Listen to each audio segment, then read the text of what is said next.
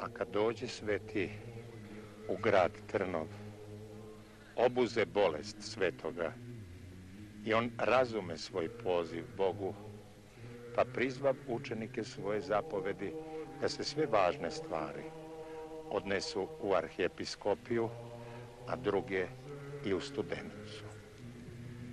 I u ponoće dana Vaskrsenja, kao da su mu došli neki odavno mu dragi saigrači, bi veseo duhom i dolazak Božih anđela k njemu potvrđivaše se tim veseljem, svetao u licu se pokazivaše i time čistotu svoje duše izjavljivaše.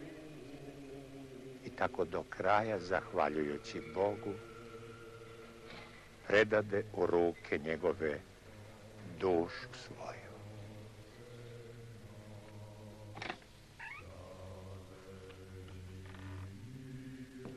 Svete mirotočive mošti prečasnoga Simeona leže ovde, u velikoj njime sazdanoj lavri u crkvi Presvete Bogorodice, u mestu po imenu Studenica.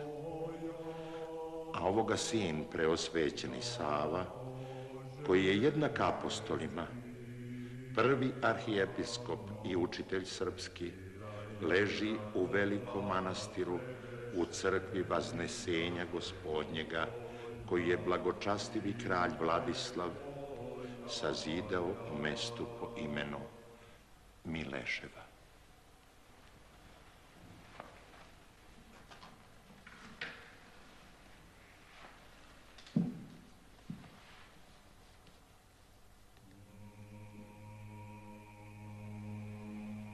Tako se još više sada, kada ste kod Hrista, molite o nama,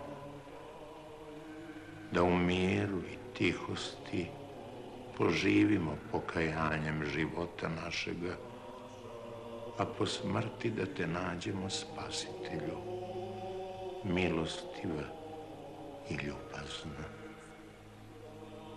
Da nam na strašni dan davanja suda budeš dobro odgovoran i blagodatljiv. Jer smo tvoja tvar i za tebe živimo i jesmo, i osim tebe Boga ne poznasmo. Tebi i pripada svaka slava, hvala i poklanjanje, čast i veličanje.